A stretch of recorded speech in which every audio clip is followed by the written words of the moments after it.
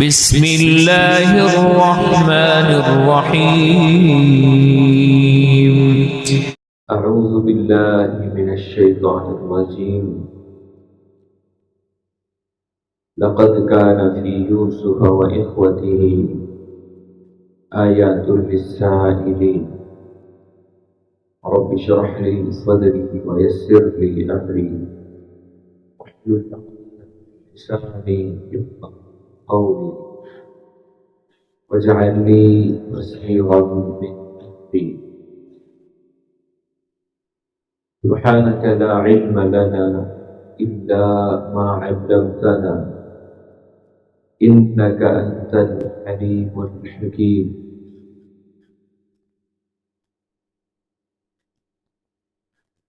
سیدنا یوسف علیہ السلام نے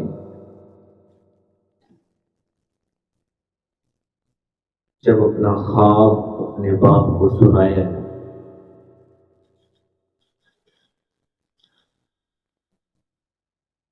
حضرت یعقوب علیہ السلام نے تنبیہ کی کہ یہ خواب اپنے بھائیوں کو نہیں سنانا، کیونکہ وہ جانتے تھے کہ وہ بھائی اس کے ساتھ حسد کرتے ہیں، اچھا نہیں سمجھتے، اور ساتھ یہ بھی حضرت یعقوب علیہ السلام نے بتایا کہ اے بیٹے، تو عام انسان نہیں ہے، وَكَذَلِكَ يَجْتَبِيكَ رَبُّكَ وَيُعَلِّمُكَ مِن تَأْوِيلِ الْأَحَادِيثِ، کہ تیرا رب تجھے چن لے گا، وَيُعَلِّمُكَ مِن تَأْوِيلِ الْأَحَادِيثِ، تجھے خوابوں کی تعبیر کا علم تیرا رب دے گا، وَيُتِمُّ نِعْمَتَهُ، اور تمہارے اوپر اپنی نعمت کو مکمل کرے گا۔ نعمت سے مراد نبوت والی نعمت تھی، جس طرح اللہ تعالی نے ابراہیم علیہ السلام کو نبوت والے عظیم مرتبے کے اوپر فائز کیا ہے، اور اسی طرح اسحاق علیہ السلام کا ذکر کیا، فرمایا کس طرح اللہ نے ابراہیم علیہ السلام کو چنا ہے نبوت کے لیے، اور حضرت اسحاق کو چنا ہے، اللہ تمہیں بھی ایسے چن لے گا۔ خوشخبری بھی سنائی، لیکن بات جب ہوتی ہے تو پھر وہ چھپی نہیں رہتی، نکل جاتی۔ جو پہلی حسد کے اندر مبتلا تھے، جب انہوں نے خواب سنا کہ یہ خواب آیا ہے حضرت یوسف علیہ السلام، تو حسد کی آگ مزید بھڑکی، اب شورا بلائی گئی، کس لیے؟ کوئی ایسا حربہ آزمائے کہ یوسف کو باپ سے دور کر قتل کرتے ہیں، یا کسی دور بیابان جگہ کے اوپر چھوڑیں، اقتلوا یوسف او اطرحوه ارضا یخرج لكم وجه ابیکم، لیکن اس سے پہلے ایک بات کہی، اذ قالوا لیوسف واخوه احب الینا، کہ ہمارا باپ جو ہے نا، وہ یہ جو دو بھائی ہیں نا، بنیامین اور یوسف، ان سے بڑی محبت کرتا ہے۔ یہ ایک غلط فہمی پائی جاتی ہے اولاد کے اندر، شیطان غلط فہمی پیدا کر دیتا ہے کہ باپ فلاں سے تو زیادہ محبت کرتا ہے، یا میرے اور میرے بھائی کے درمیان باپ جو ہے نا وہ فرق کرتا ہے۔ باپ میرے بھائیوں فرق نہیں کرتا۔ یہ محبت کے اللہ نے جو انسان کے دل کے اندر یہ محبت والی نعمت رکھی ہے، اس کے اندر انسان کا کوئی اختیار نہیں ہوتا ہے۔ کائنات کے اندر سب سے زیادہ انصاف والی ہستی محمد رسول اللہ صلی اللہ علیہ وسلم کی ہے۔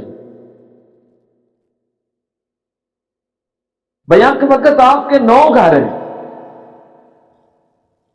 ایسا نہیں تھا کہ اللہ کے رسول علیہ الصلوۃ والسلام دوسروں سے، دوسری بیویوں سے محبت نہیں کرتے تھے، ہر بیوی سے محبت، لیکن آپ صلی اللہ علیہ وسلم نے ارشاد فرمایا، آپ نے فرمایا کہ یا اللہ میں ہر ممکن کوشش کرتا ہوں کہ انصاف ہو، لیکن یا اللہ دل تو تیرے قبضے میں ہے۔ دل کے اندر اگر حضرت عائشہ کی زیادہ محبت ہے تو اس میں میرا تو کوئی اختیار نہیں۔ اور پھر نبی صلی اللہ علیہ وسلم نے یہ بھی فرمایا، آپ نے فرمایا ابن آدم کے دل اللہ کی ان 2 انگلیوں کے درمیان، اللہ جیسے چاہتا ہے ان دلوں کو پلٹ دیتا ہے۔ تو یہ ایک فطری چیز ہے کہ کسی کے ساتھ محبت کا زیادہ ہو جانا، کسی سے کم ہونا، بعض اوقات کسی خاص وصف کی وجہ سے انسان کو کسی سے زیادہ محبت ہوتی ہے۔ یہاں پر مفسرین نے جو محبت کی وجہ لکھی ہے وہ یہ لکھی ہے کہ اللہ تعالیٰ نے آپ کو بتا دیا تھا کہ یوسف علیہ السلام کو اللہ رب العزت نے نبوت والے منصب کے اوپر فائز کرنا ہے۔ اس وجہ سے حضرت یوسف علیہ السلام کے ساتھ حضرت یعقوب کو زیادہ محبت تھی، لیکن شیطان نے اپنا وار چلایا، کیا کہنے لگے، ان ابانا لفی ضلال مبین، کہنے لگے ہمارا باپ تو کھلی گمراہی کے اندر، باپ کو پتہ ہی نہیں۔ ایسے جملے ہم بھی نوجوانوں کی زبانوں سے سنتے ہیں۔ تو پہلے تمہید باندھی، شورا بیٹھی ہوئی ہے، غور و فکر کر رہے ہیں کہ باپ سے یوسف کی محبت، یوسف کو سائیڈ پہ کر کے ہم اپنے باپ کے محبوب کیسے بن سکتے ہیں۔ یہاں میں ایک نکتے کی بات کروں، ہمارے اندر شیطان ایک بیماری پیدا کرتا ہے، وہ میاں بیوی کے درمیان محبت ہو، یا والدین اور اولاد کے درمیان محبت ہو، یا بھائی اور بہنوں کے درمیان محبت ہو، یا بھائیوں کے درمیان محبت ہو،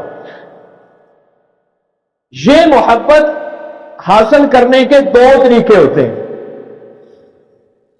ایک طریقہ یہ ہوتا ہے کہ ہم کسی کی خدمت کر کے، اس کے ساتھ اچھا برتاؤ کر کے ہم اس کی محبت کو حاصل کر لیں۔ ایک دوسری پٹی شیطان پڑھاتا ہے، زبردستی کسی سے محبت لے، زبردستی۔ تو یہاں بھی شیطان نے پٹی پڑھائی ہے کہ آپ نے اپنے باپ کے زبردستی محبوب بننا ہے۔ اس کے لیے کیا پٹی پڑھائی؟ اور میں نے پچھلے خطبہ کے اندر عرض کیا تھا کہ حسد اتنی خطرناک بیماری ہے کہ انسان قتل جیسے جرم کو بھی کچھ نہیں سمجھتا۔ یا دیکھ لیں، بھائی ہیں، سگے بھائی ہیں، اور قتل کا ارادہ کر، اور ایسی حسد کی بیماری دل میں بیٹھی ہے کہ 10 بیٹھے ہوئے ہیں اور ایک کے دل میں بھی کوئی محبت نہیں ہے، سوائے ایک ان کا جو بڑا بھائی تھا جس کا نام مفسرین نے یہودا لکھا ہے۔ اور پھر ساری زندگی جب یوسف علیہ السلام باپ سے دور ہوئے، اس وقت سے لے کر آخر تک جب تک مل نہیں گئے، کہیں بھی دل کے اندر کوئی نفس نے ملامت نہیں کی کہ آپ نے کتنا بڑا جرم کیا، کہیں بھی نہیں کی۔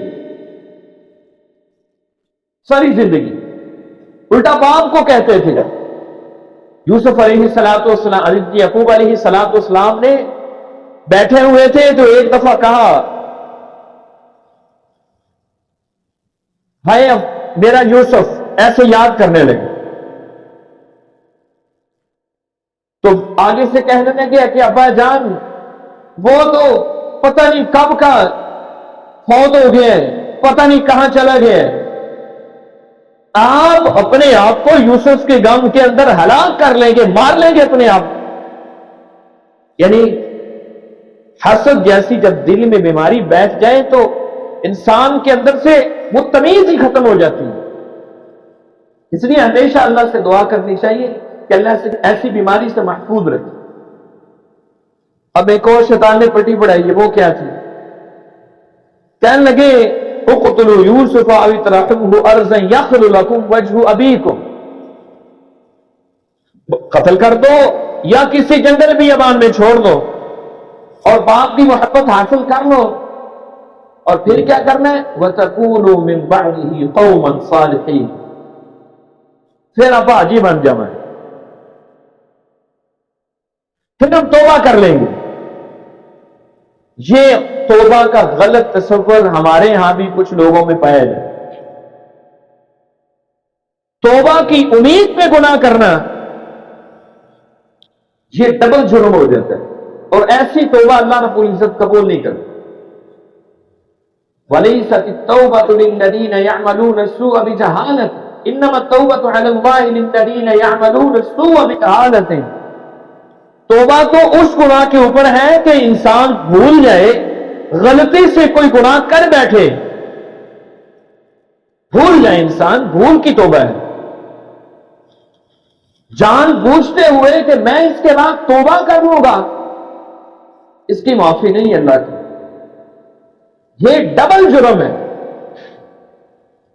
بہرحال ارادہ کر لیا، فیصلہ کیا کہ کہیں دور اس کو پھینک دیں گے، کوئی قافلے والے اٹھا لیں گے، قتل نہ کرو۔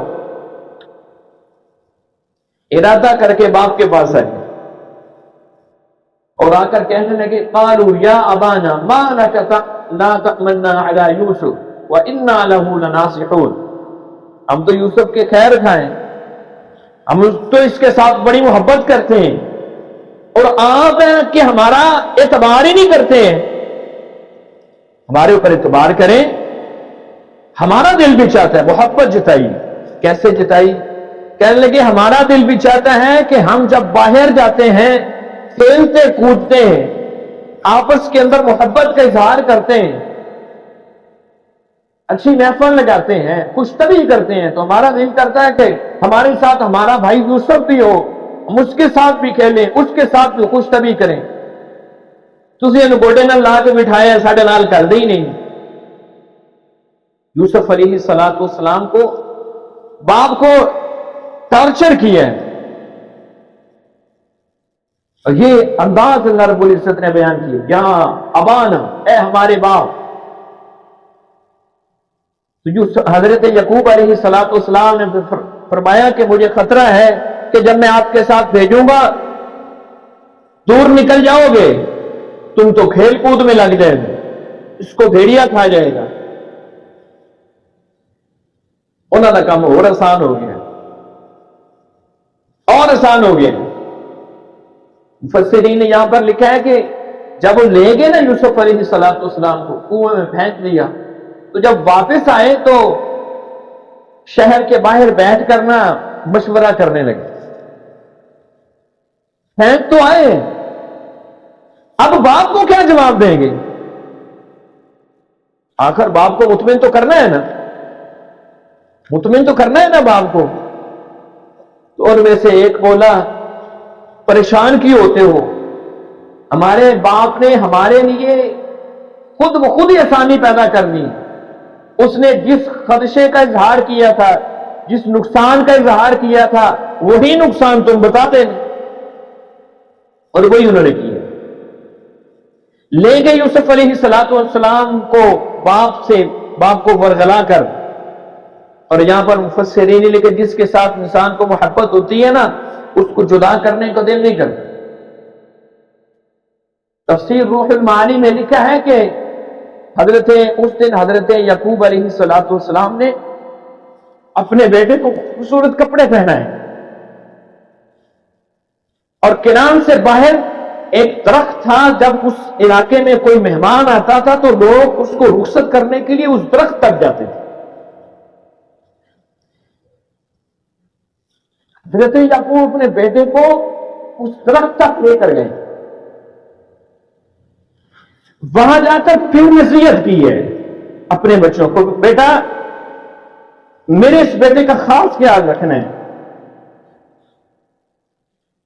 تمہیں نقصان پہنچے لیکن اس میرے بیٹے کو نقصان نہ پہنچے۔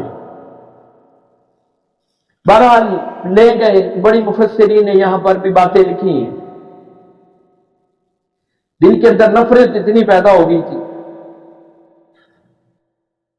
کہ جب کنویں کے اندر پھینکا نا تو یوسف علیہ السلام نے اپنے بھائیوں کو پکارا، کہنے لگے اتدعونی وحیدا، اے میرے بھائیوں تم مجھ کو اکیلا ہی چھوڑ جاؤ گے؟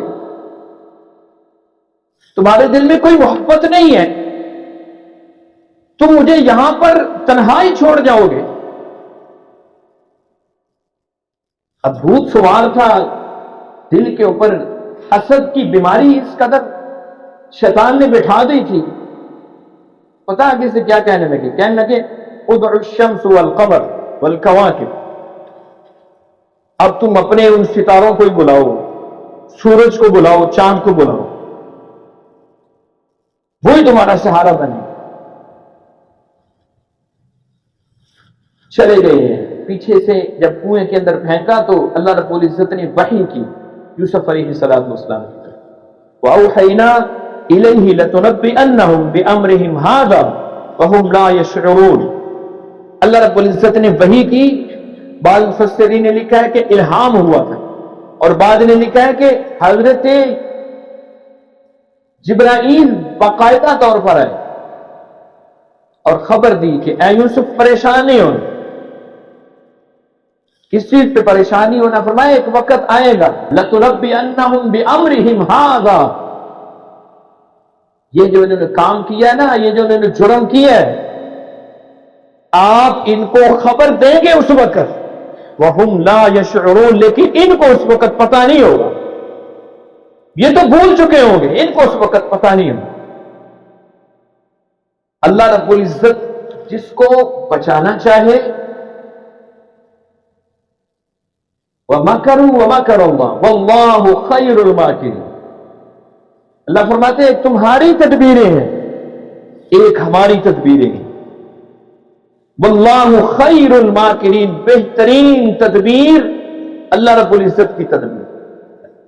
ایسی ہی تدبیر مشرکین مکہ نے کی تھی، شورا بیٹھی،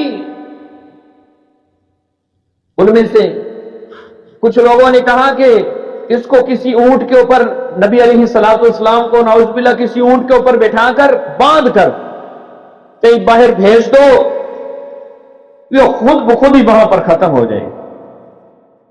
شیطان بھی بیٹھا ہوا تھا انسانی شکل کے اندر، اس نے کہا کیسی بیوقوفی کرنے لگے، اس کی زبان اتنی میٹھی ہے، یہ جس طرف جائے گا لوگ اس کے دیوانے ہوتے چلے جائیں۔ پھر انہوں نے قتل کا منصوبہ بنایا، یہاں بھی قتل کا منصوبہ بنا، پھینک کر واپس آئے تو آ کے عشاء کے وقت آئے، پہلے مغرب کے وقت آ جاتے، عشاء کے وقت آئے، وَجَاءُوا أَبَاهُمْ عِشَاءً يَبْكُونَ، عشاء کے وقت جہاں پر جب گہرا اندھیرا چھا جاتا ہے اس کو عشاء کا وقت کہتے ہیں، اس وقت آئے اور آتے ہی رونا شروع کر دیا۔ اور امام اعمش رحمہ اللہ نے یہاں پر ایک بڑی خوبصورت بات لکھی ہے، وہ کہتے ہیں حضرت یوسف علیہ السلام کا قصہ پڑھنے کے بعد یہ بات سمجھ آتی ہے کہ ہر رونے والا وہ سچا نہیں ہوتا، ہر رونے والا سچا نہیں ہوتا، بعض رونے بہانے کے رونے ہوتے۔ حضرت زین العابدین، ہمارے ہاں ایک طبقہ ان کو حضرت حسین کو، حضرت حسن کو یاد کر کر کے پتہ نہیں کتنا روتا ہے۔ حضرت زین العابدین کو جب کوفہ کے اندر لے کر گئے، حضرت حسین کو شہید کرنے کے بعد، سارے قافلے کو شہید کرنے کے بعد، عورتوں اور بچوں کو جب کوفہ کے اندر لے کر گئے تو دیکھا کہ وہ اہل کوفہ بیٹھ کر رو رہے ہیں،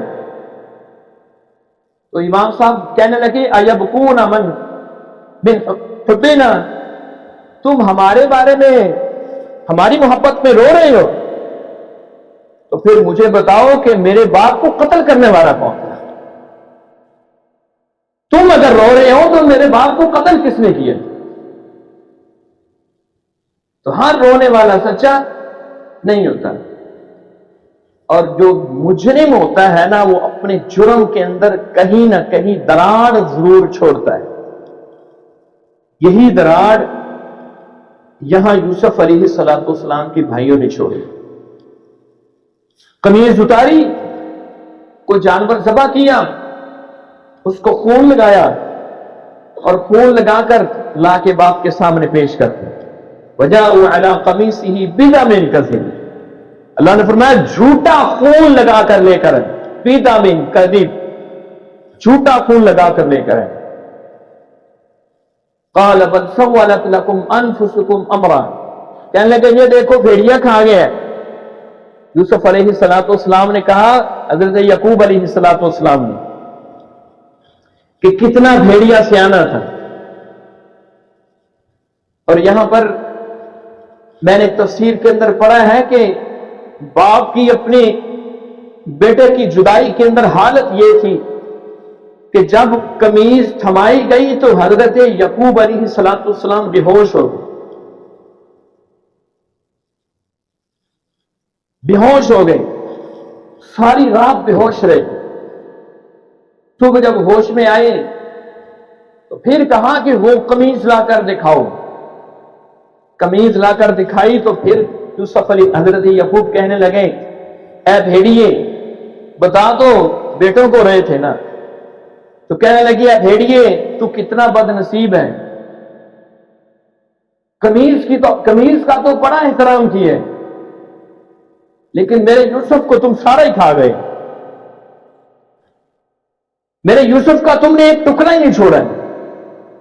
پھر فرمایا فصبر جمیل واللہ المستعان علی ما تصفون، فرمایا پتہ تو مجھے ہے، علم تو مجھے ہے کہ تمہاری کارستانی، لیکن میں صبر کرتا ہوں، صبر جمیل، اچھا صبر۔